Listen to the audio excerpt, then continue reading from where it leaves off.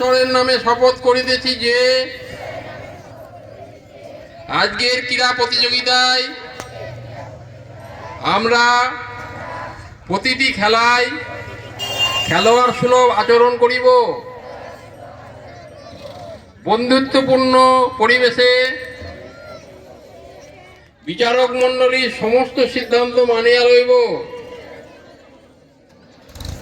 আজকের প্রতিযোগিতাটিকে সুষ্ঠুভাবে সম্পূর্ণ করতে যথার্থভাবে সাহায্য করিব।